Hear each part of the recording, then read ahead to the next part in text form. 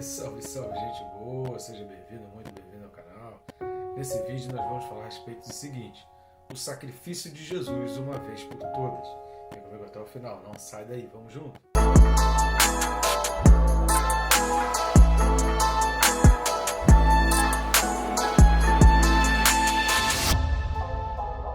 Mas antes, não deixe de se inscrever no canal, né? É rápido e fácil, você vai clicar no botão que está aqui embaixo e pronto, você já vai estar inscrito. Isso não vai tomar o teu tempo nem atrapalhar o seu vídeo. Eu recomendo também clicar no sininho. Clicando no sininho você é notificado a cada vídeo novo que é postado no canal, além de te disciplinar e você conseguir se exercitar para estar estudando a palavra diariamente. Todos os dias às 6 da manhã temos aqui um vídeo novo, um comentário da Bíblia, versículo a versículo. É o primeiro canal com um comentário em vídeo da Bíblia, versículo a versículo à tua disposição. Vale a pena compartilhar e levar esse material belíssimo para outras pessoas. Tá legal? Vamos lá, o texto desse vídeo, Hebreus capítulo 7 e o versículo de número 27. Hebreus 7, 27 diz assim: que não tem necessidade, como os sumos sacerdotes, de oferecer todos os dias sacrifícios, primeiro por seus próprios pecados, depois pelos do povo, porque fez isso uma vez por todas, quando a si mesmo se ofereceu. A si mesmo se ofereceu, a gente vai falar bastante sobre isso também lá para frente, e na Bíblia tem essa questão, nós já falamos também em outros vídeos. Nós não vamos entrar nesse mérito, porque isso está intrínseco nos assuntos que a gente vai exatamente comentar aqui.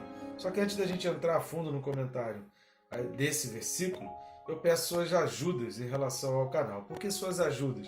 Porque você pode fazer de várias formas, você pode escolher uma delas, duas delas, três delas, ou vai ser melhor, eu te peço esse favor, se você fizer todas elas. E quais são essas tarefas, essas atividades que você pode fazer para ajudar o nosso canal? O primeiro é simples, fácil, rápido e de graça, que é clicar aí no triplo C, famoso triplo C, curtir, comentar e compartilhar.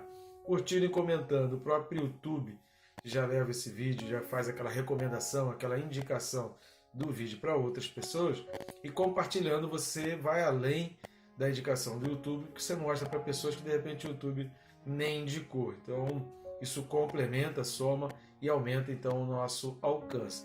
A outra maneira que você também pode fazer é ir aqui na descrição do vídeo. De cada vídeo nosso aqui na descrição tem uns links, você vai ter acesso aos nossos livros de autoria nossa, que nós mesmos escrevemos. Estão aparecendo as capinhas aqui do lado. Tem o mais antigo, que é o Quem Se Importa com Deus, e o mais recente lançamento, que é Capeso Tirando a Trave do Olho. Nos links tem a sinopse, o assunto dos livros, e você vai poder então ter acesso, familiarizar com o assunto desses livros. Tá legal? Você também pode compartilhar o link desses livros para que outras pessoas possam estar adquirindo. Você pode adquirir um, os dois livros, formato de papel ou digital, e aí fica a sua escolha, você decide. Tá legal?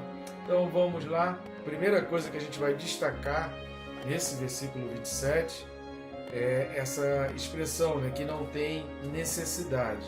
Esse tema, né, que é o contraste entre as necessidades de ambos os ministérios, dos sumos sacerdotes e do ministério de Jesus, isso vai ser bem detalhado, isso vai ser bem explicado nos textos entre o capítulo 9, versículo 25 e o capítulo 10, versículo 18 de Hebreus. Quando nós chegarmos lá no capítulo 9 de Hebreus, a partir do versículo 25, nós vamos entrar muito detalhadamente nesse contraste, nessa questão desse contraste entre o sacrifício de Jesus e o sacrifício dos sumos sacerdotes. Porém, é importante a gente entender aqui, que o autor expôs também aqui nesse versículo, antes de chegar nas explicações lá, que existe uma diferença e que essa diferença ela é muito grande entre o que Jesus fez, que Jesus representa para nós, o sacrifício de Jesus que nós temos por entendimento, e o sacrifício dos sumos sacerdotes. Eu vou trazer aqui três motivos muito básicos e bastante texto bíblico. Então se prepare para você pelo menos anotar os textos bíblicos, que a gente vai ler aqui, você vai escutar, e aí você anota, qualquer coisa pausa o vídeo, para você anotar e você ler depois e meditar um pouco mais nesses versículos. Quais são os três motivos que a gente vai destacar aqui a respeito dessa diferença entre o sacerdócio de Jesus e do sumo sacerdote. Primeiro qual era o sacrifício. Para o sacerdócio levítico, o sacrifício era sempre um animal. Então era oferecido um terceiro, oferecido um animal como sacrifício pelo pecado. O de Jesus, ele não se utilizou de um sacrifício de terceiro, não se utilizou da morte de um terceiro. Ele mesmo se fez sacrifício. Por isso o autor termina esse versículo dizendo que ele se ofereceu, ele ofereceu a si mesmo de uma vez por todas, porque o sacrifício foi ele, o próprio corpo dele, a sua própria morte, foi a morte sacrificial para nos proporcionar a expiação e a graça e o favor de Deus.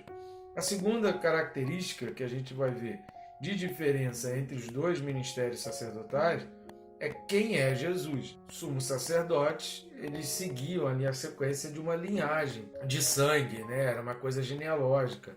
Não havia nenhum juramento, que a gente vai falar no próximo versículo com relação a isso, de novo, que isso é mencionado novamente aí, não havia nenhum juramento da parte de Deus, não havia nenhuma escolha direta da parte de Deus, mas como já tinha havido uma escolha lá atrás, na escolha da tribo de Levi, isso era passado ali de geração para geração. E Jesus, quem era?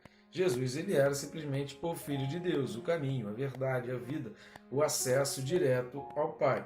Nós precisamos ler alguns versículos para que a gente tenha um respaldo bíblico desse entendimento de que Jesus era realmente o Filho de Deus, porque muita gente fala muita coisa a respeito de Jesus e não considera, e a gente precisa entender a importância, repare a importância dos textos que a gente vai ler aqui, que a Bíblia dá ao fato de Jesus ser o Filho de Deus e o diferencial que faz a nós ao entendermos que Jesus ele é o Filho de Deus. Então vamos ao primeiro texto, está em Mateus 14, versículo 33.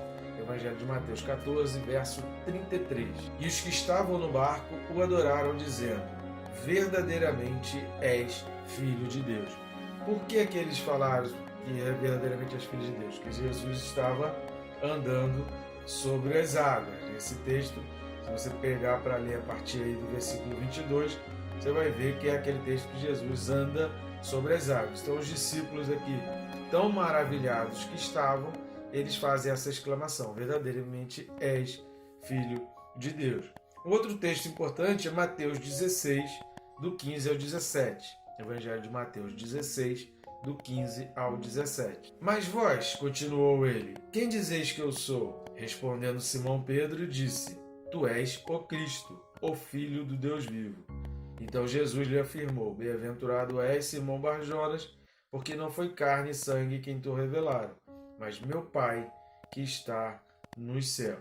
Essa afirmação ela é tão importante, essa confissão ela é tão importante, que Jesus fez uma distinção dessa resposta de Pedro aqui em Mateus, versículo 16. Jesus vai dar um destaque e dizendo que essa é uma revelação vindo direto do céu. Por isso é tão importante para nós entendermos Jesus como realmente o Filho de Deus. Ele é Deus, quando a gente encara, né, o conceito de trindade, mas ele é o Filho de Deus naquela qualificação como o homem perfeito, o Deus perfeito, aquele enviado por Deus para morrer em nosso lugar.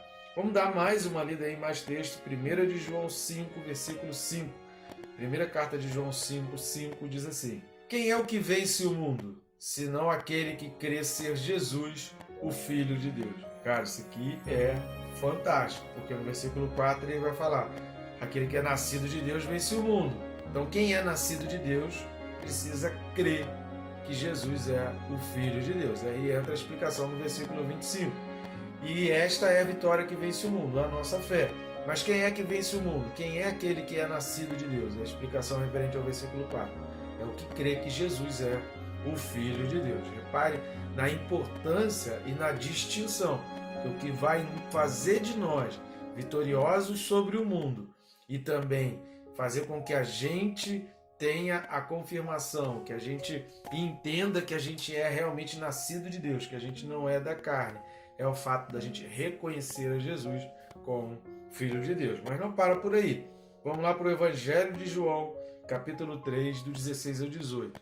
João 3, do 16 ao 18, que diz assim: porque Deus amou ao mundo de tal maneira que deu seu Filho unigênito, para que todo aquele que nele crê não pereça, mas tenha vida eterna.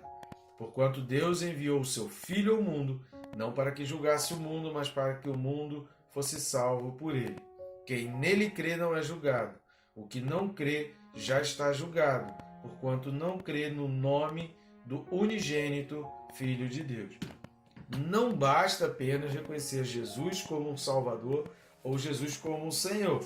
Aliás, é mais fácil reconhecermos Jesus como Salvador, reconhecer até o sacrifício dele, a expiação do pecado, do que reconhecer Jesus como Senhor. Mas também a gente precisa entender que o senhorio de Jesus passa pelo fato de entender que ele é Filho de Deus. Isso é de fundamental importância. Mas nós temos mais textos, Lucas 3, 21 e 22. Evangelho de Lucas, capítulo 3, versículos 21 e 22. E aconteceu que, ao ser todo o povo batizado, também o foi Jesus. Estando ele a orar, o céu se abriu, e o Espírito Santo desceu sobre ele em forma corpórea como pomba, e ouviu-se uma voz do céu: Tu és meu filho amado, em ti me comprazo. Essa confissão de Deus para Jesus ali no batismo, ela é o símbolo principal da nossa confissão de fé, aquilo em que a gente realmente acredita, para que cada um de nós possa se tornar verdadeiramente um cristão. Não para por aí, só mais um texto, Gálatas 2, versículo 20, carta de Paulo aos Gálatas, capítulo 2, versículo 20. Logo já não sou eu quem vive, mas Cristo vive em mim. E esse viver que agora tenho na carne, vivo pela fé no Filho de Deus, que me amou e a si mesmo se entregou por mim. Essa é uma confissão de fé de Paulo, né? Escritos ali de Paulo. Então nós vimos textos do próprio Jesus, Deus falando a respeito de Jesus, dos discípulos exclamando e entendendo a respeito de Jesus, das palavras dos discípulos que escreveram para os seus discípulos a respeito de Jesus. Mas você pode pesquisar aí, porque existe muito e muito mais texto. O que a gente não pode deixar de entender é que crer em Jesus como o Filho de Deus é de fundamental importância para que a gente seja alguém realmente nascido de Deus. E a terceira característica que a gente vai ver diferença entre o sacerdócio, o ministério sacerdotal de Jesus e o ministério sacerdotal dos sumos sacerdotes é quem eram as pessoas por quem ele se sacrificou. Porque os sumos sacerdotes, eles faziam o sacrifício que não era de si mesmo, era de um animal, era pego de um animal escolhido pela própria pessoa, mas eles faziam aqueles sacrifícios, eles entravam dia após dia e ano após ano, né? Tinha sacrifício que era uma vez por ano, o sumo sacerdote, e outros sacrifícios que eram diariamente oferecidos ali. Ele fazia isso por quem chegava até ele e pedisse, por quem fosse até ele e falasse: está aqui a minha oferta.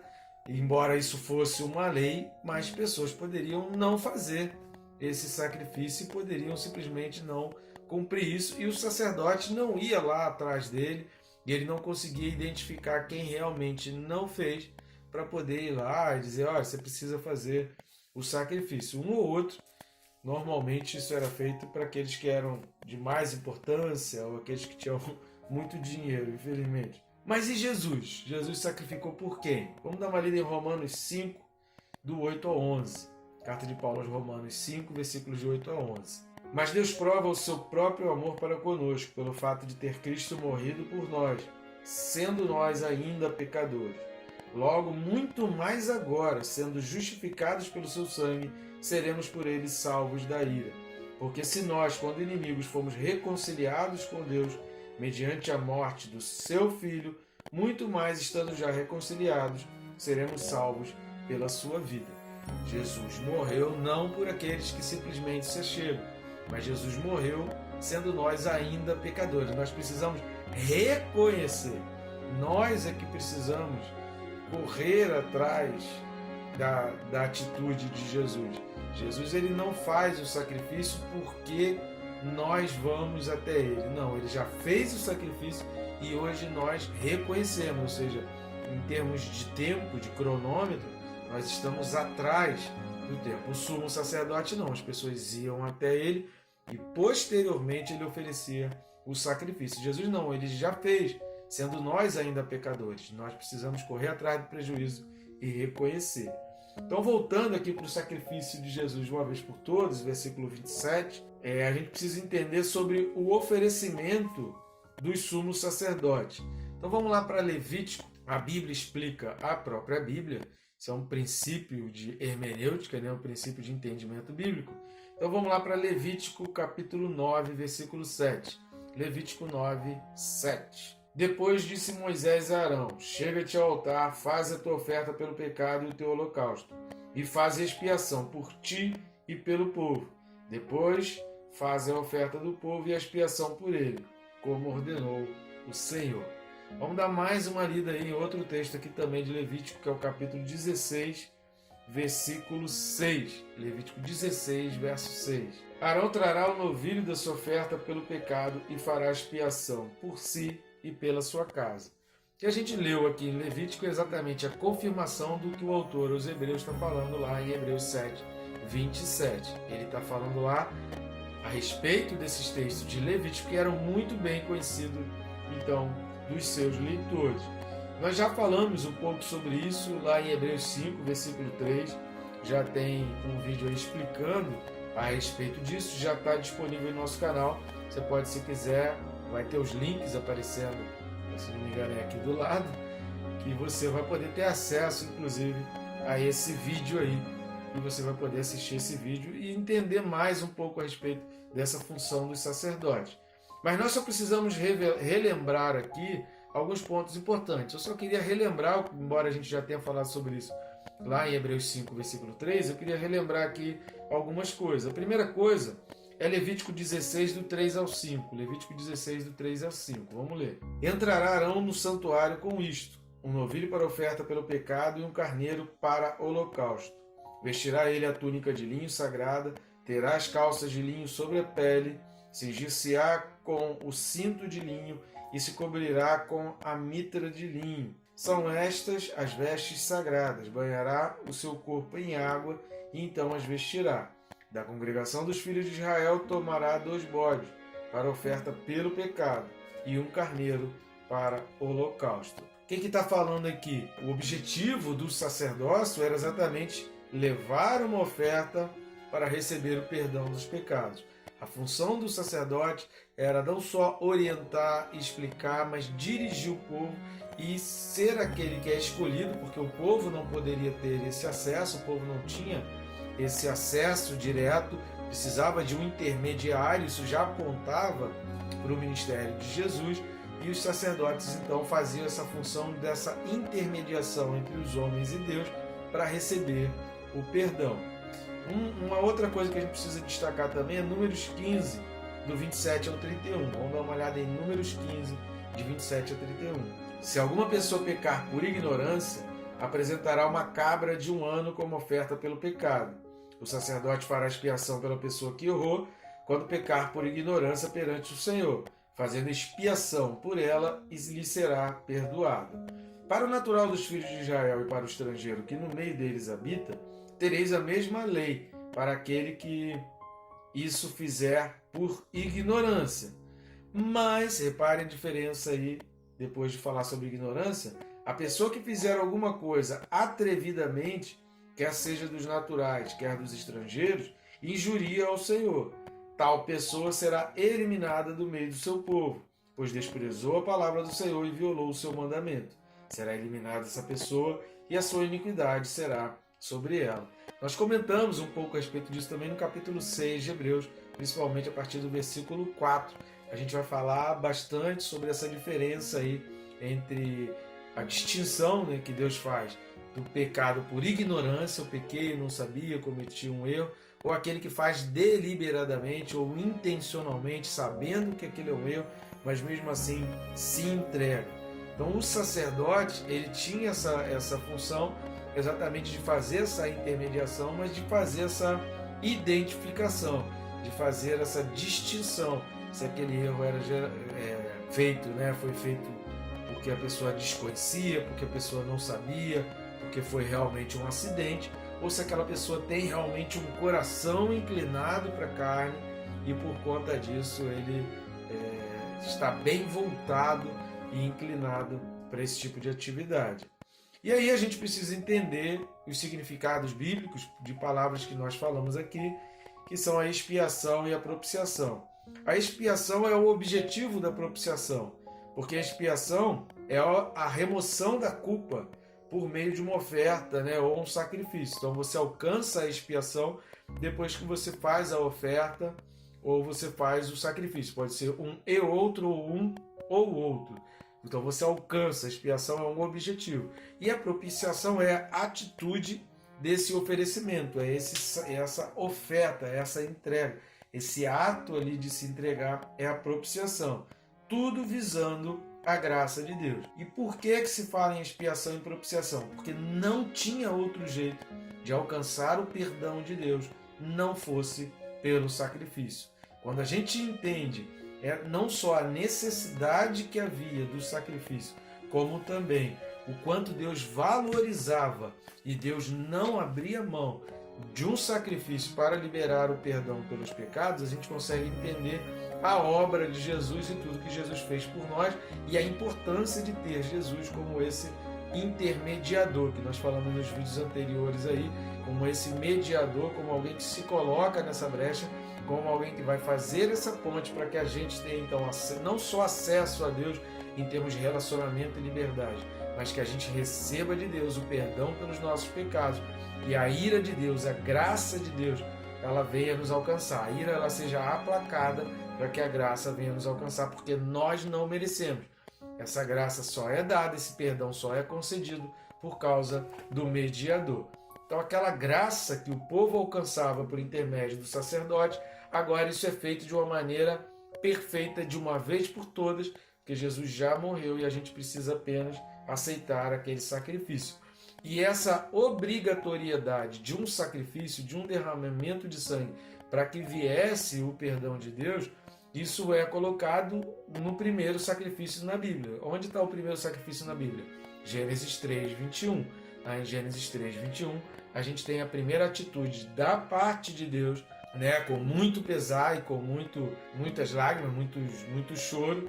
Isso é inclusive uma parte do que é abordado no nosso livro aí, Quem se Importa com Deus. A gente fala um pouco dos sentimentos de Deus em relação ao pecado do homem, como Deus vê o pecado do homem.